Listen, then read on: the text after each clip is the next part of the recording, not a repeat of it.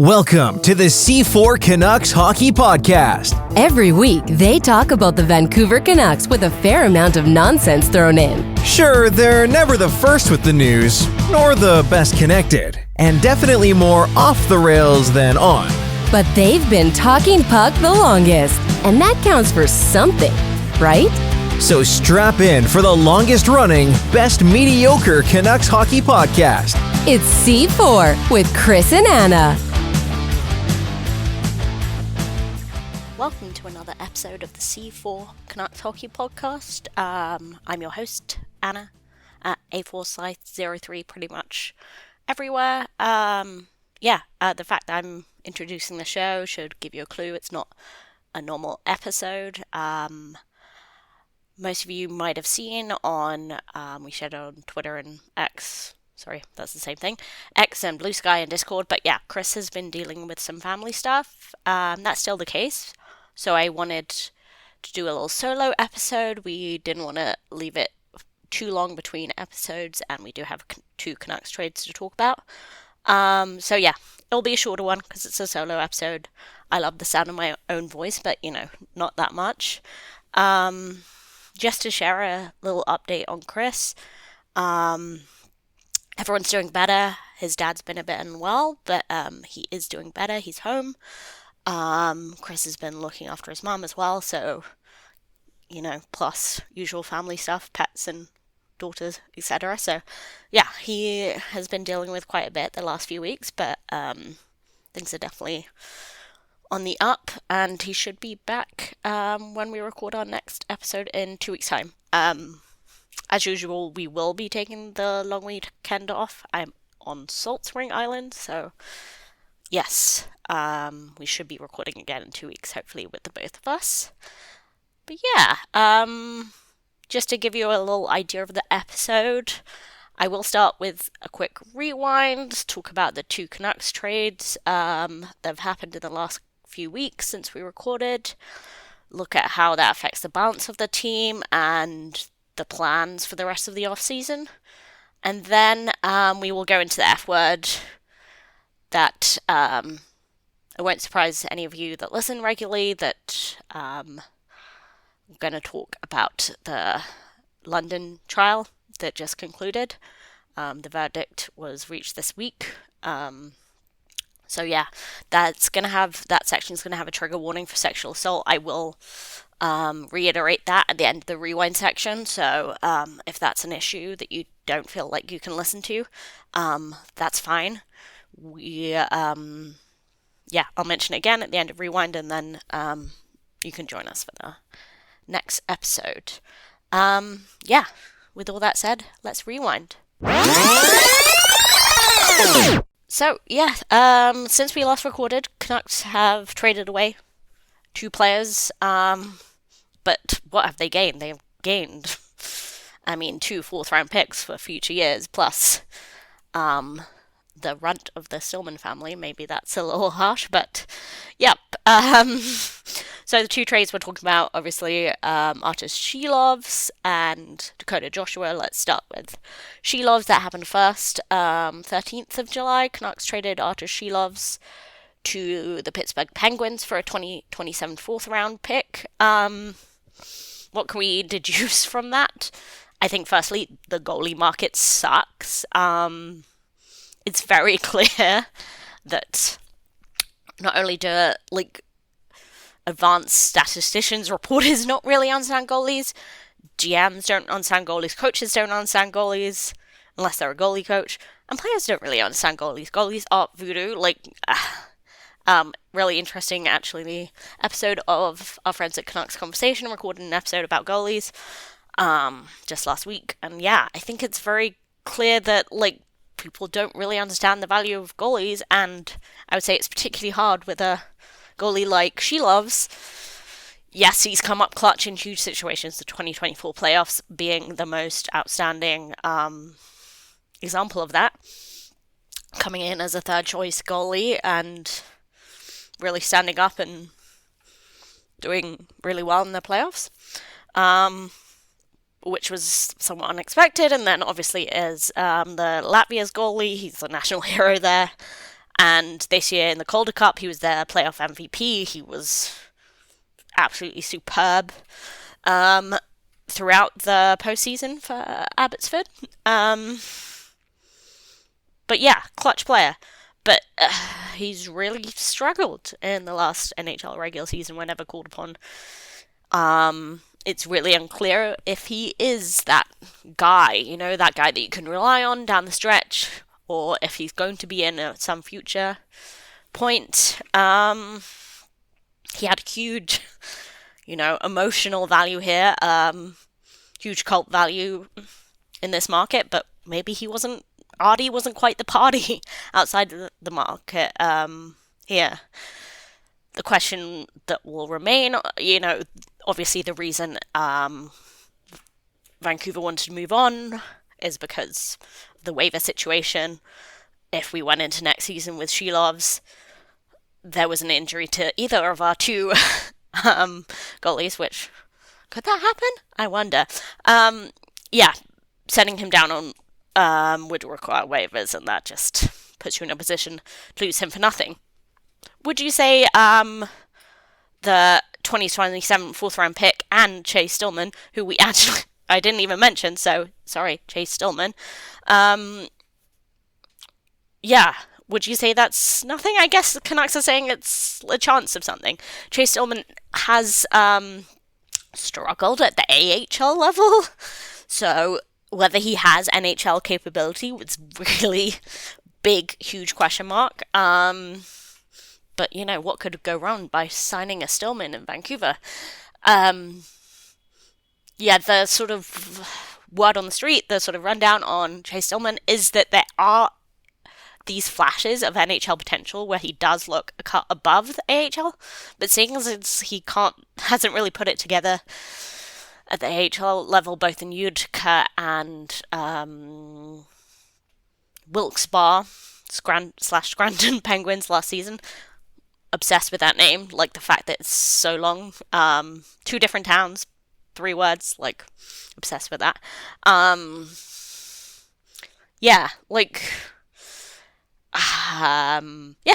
really think it's let's say a huge swing. Is there would there be more of a market if Canucks waited till there was some more desperate teams closer to the start of the season?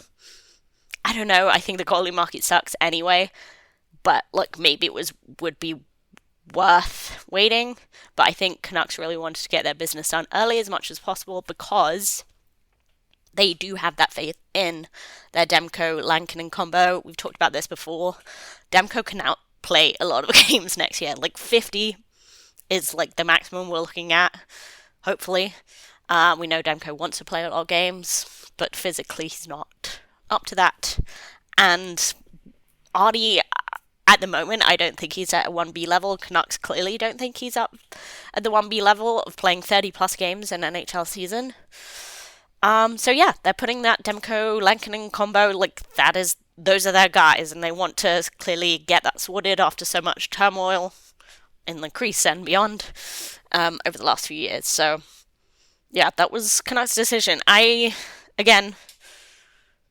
The return I don't think much of. Sad to see Artie go. Really glad for his success before he left. I can also see it from the Canucks' point of view. Moving on to the next trade. 17th of July, Dakota Joshua was traded to the Toronto Maple Leafs for a 2028 fourth round. So, once again, the return, we would say underwhelming, sure. Canucks definitely sold low on Dakota Joshua. What the return they are getting is that cap space, the $3.25 million. There was a few reports, I think from Dhaliwal, a few others, that Canucks really had soured on Dakota Joshua, which, some extent understandable, but really, this is a cancer survivor who, came into the season still recovering from his cancer surgery. Also dealt with another injury. So him getting anywhere close to his former play should have been a win. And of course, yeah, like it was, but Canucks kind of, I guess they're thinking, like the Dakota Joshua, even if he gets back to his best, isn't going to be as valuable as that cap space will be. He's never going to be more than a middle six player. Whereas, maybe you say Garland has more like top six potential, and like if he doesn't have Garland to play with, is Joshua really going to be adding value to the Canucks team? It's pretty ruthless from a Canucks point of view. It's ruthless asset management, but yeah, they're saying we want the cap space. So what do they do with that cap space? Like obviously center. Canucks need centers. That's not a secret. And Jack Roslovic has been the name that we've heard over and over. The trade has happened 10 days ago, and talks ongoing. No news yet. He's pretty effective center, playing for the Carolina Hurricanes. He put up 22 goals last year, which I think is second highest, or is it his career high? But either way, like on the up and up, you would say. And Cam Robinson, friend of the show, reported that Roslovic's camp are asking for $3 million over 2 to 3 years, which you'd say was pretty reasonable given what some of the free agent signings have gone for this year. So in this off season rather. But yeah, clearly the sides aren't there yet. What are other options? Kind of thin on the ground, you would say. I know, like, Rossi and McTavish has been names that have come up over and over, like, with regards to the Canucks. I think they're both still too rich for the Canucks' taste in terms of assets that they would have to maneuver with. Like 3.3 million is not going to get it done. You would need to move stuff out. And what do Canucks have to bargain with Anaheim and Minnesota? I think Anaheim are pretty attached to McTavish, especially with the sort of dressing room reshuffle that they have done. Trevor Seagrass getting moved out. New head coach, etc. So, Anaheim are pretty known for waiting on that re-signing. So, like, McTavish, I still think they want to keep him. And yeah, what do Canucks have to offer, really? They've shown themselves pretty unwilling to get rid of Tom Wielander. And, like, Nils Höglander, obviously that comes up as some sort of trade value. But yeah, I don't know. Again, I think, and I say this in the best way possible, because everyone knows I'm a huge Hog fan. He's not going to be as valuable outside of Vancouver as he is to the Canucks as a contributor, because, yeah, I think the trade value isn't really there, whereas I do think he can be an effective contributor if he can stay on the good side of the coaches. Yeah, so we wait. Canucks will need to figure this out. I know, it is end of July. It is not even August. Like, we are months away from training camp. But yeah, Canucks need a center, so if it isn't Jack Roslovic, it's going to be someone else. They got to move on at some point. So I think we will hear news on that sooner rather than later. That's my opinion. But yes, maybe, Canucks love putting out news on the day we release the podcast. So wait and see. Maybe there'll be a addendum to the podcast. Or, we'll talk about it in our next episode. So, remains to be seen, but I think the big business for Vancouver's off-season will be that. Shoring up at center. Okay, that's the end of Rewind. I'm going to come back for one last section, which will be the F word. And once again, a reminder, a trigger warning for sexual assault. If you don't feel up to listening to discussion on that. I understand. We will see you next episode. But yeah, discussion of the London trial after the break. He liked to say the F word. Well, then get the here then. Okay, see ya. Is going to have the F word on it. I wish I could give you an explanation about it. I can't. You out of here. You said the F word, Dad.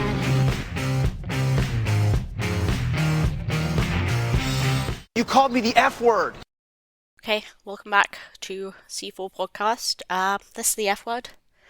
We're going to talk about the London trial that has been ongoing this year, the sexual assault trial of 5 professional hockey players, Alex Formenton, Dylan Dubé, Cal Foote, Carter Hart, Michael McLeod, for their actions during the 2018 World Juniors.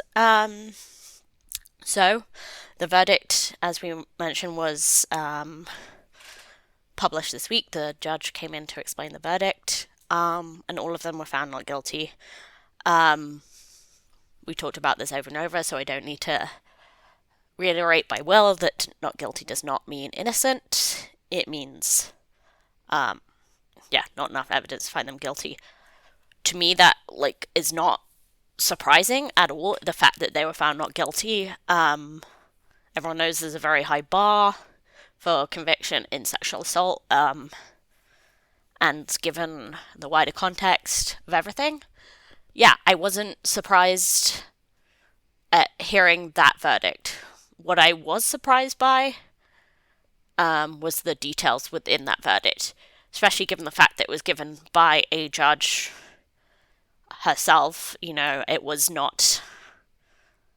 so we obviously heard way more of the reasoning behind it, but, this is someone with a huge amount of legal training and knowledge.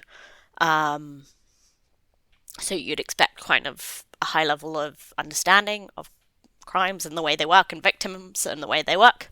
But a lot of it's quite shocking to me.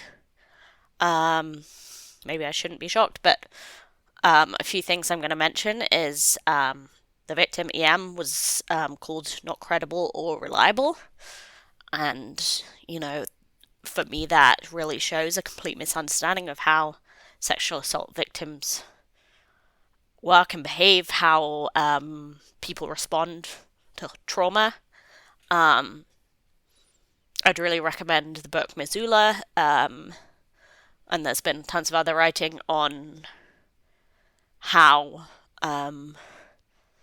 sexual assault victims process trauma.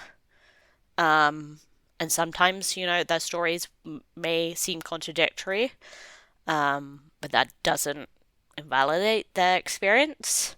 And I'm sure some people will say, well, how do you, discern the people, sexual assault victims,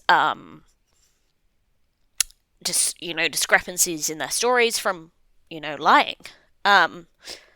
False accusations do happen. They're so rare.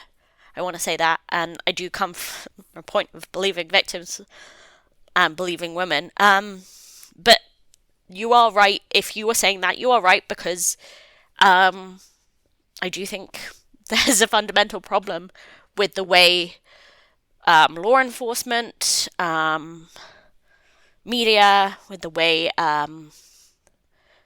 fans, and clearly the legal system approaches sexual assault, because the conviction rates are so low. And what do we do to change that? And I actually don't have the answer to that, but I did want to mention that. Also, during the verdict, the judge called EM's consent video coherent. Mentioned that she was not slurring her words in it. So that was a video recorded where she... EM said, that everything that happened in the hotel room was voluntary. We've talked about consent before on the show, but, I hope you're all aware that, recording a victim in this hotel room full of teammates, that's not voluntary. Like, consent has to be voluntary, ongoing, specific, is reversible, can be withdrawn at any time. And EM being, quote, like, not as drunk as she had claimed to be, like, to me that's really troubling as a sort of standard for evidence.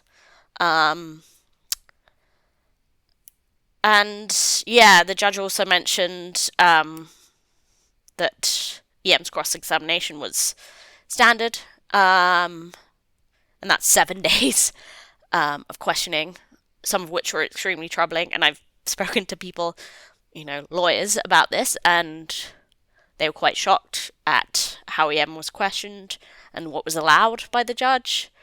And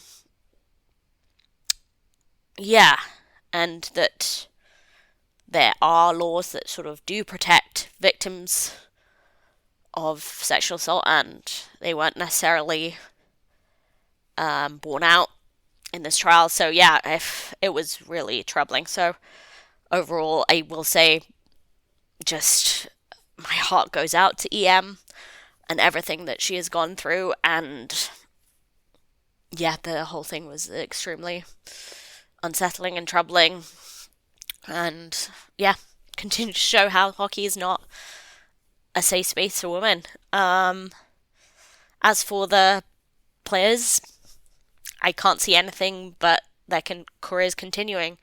Michael McLeod's KHL team said before the verdict was even announced that if he was found not guilty, that they would welcome him back. I mean, that's maybe the KHL for you, but yeah, within, I think it was a day later that Michael Russo and Chris Johnson's article in The Athletic appeared about the player's path back to the NHL. Just, yeah, to me, I that wasn't even shocking, but it was just, like, disappointing, I guess, to see that so quickly. How quickly media would move on, and that's part of what I was saying about how media responds to sexual assault allegations. Yeah, to me, I think teams are salivating, waiting for them to come back. And if they're good enough, they will continue to have careers. The NHL has currently said that the players are eligible to return pending review. I don't put much stock in that. I'm sure that'll change. The NHLPA has issued a statement kind of objecting to that. Of note, one of the NHLPA's board members was in that London hotel room. To me, that seems a little bit like a conflict of interest, but there we go. It's an inside job. We know. Yeah, just a reminder, cancel culture is not real. I mean, Patrick Kane has an NHL job. Evander Kane has an NHL job. The Chicago Blackhawks coach and GM who covered up a sexual assault in order to win a Stanley Cup have jobs in hockey. It's only a matter of time before any of the NHL players, the London players who are good enough, because that's all that counts, have jobs too. So, yes, I'm sorry to be such a downer, but, we continue talking about the important issues in hockey. That's not going to change. And, yeah, what an incredibly disappointing week in hockey culture once again. Yeah. My final thoughts. First of all, I'd like to reiterate well wishes to Chris and his family and dedicate this episode to EM and her bravery. Yep, just to close this out, you can follow us on X, the C4 Podcast. We're on Blue Sky at c4podcast.com. Our website is c4podcast.com, where you can listen to all of our old episodes. Join the conversation on Discord. That's discord.io/c4podcast. If you don't know what that is, it's an app that kind of uses different servers where you can create community. So, creating communities is something really important to both me and Chris. So if you want to talk about anything I mentioned in today's episode, if you want to talk about the trades Canucks did, or just post a photo of your food. We have places for all of that, so come join us on Discord. If you feel like supporting us, this is very much brought to you by me and Chris. This is nothing fancy. We are just trying to keep the lights on. I say that when I'm literally in an office that does not have aircon or lights on right now, because it's the weekend and it's the middle of the summer. But yes, we love your support, whether that's one-off or yearly. You do get a discount if you make a yearly donation to us. We're on buymeacoffee.com/C4 podcast. That's Buy Me a Coffee, or as we like to call it, Buy Me a Pint. It's very sad when you have to do that yourself, that call and response. But just so you know, we do it live every time. This is not a hotkey.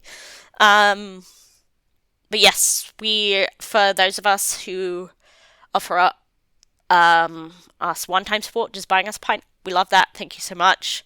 Chris and I hope to meet up for pints at some point soon. If you offer us ongoing support, you will be able to listen to Off the Rails, where Chris and I go super off the rails. Which we will be getting back to soon. Once Chris is back recording, we will also be recording OTR. And by the way, make suggestions for OTR. If you are on Discord, just say, hey, why don't you talk about this? I'd love to, hear everyone's opinions. So that really is all she wrote. Thanks for bearing with. I really appreciate everyone's support who reaches out to us at any stage during the summer. It's been a tough week in hockey, but we continue to be here, we continue to talk, and from me and Chris, who's at Lightforce, please send him some love. Me, who's at A4Size03. We love you all, listeners. We out.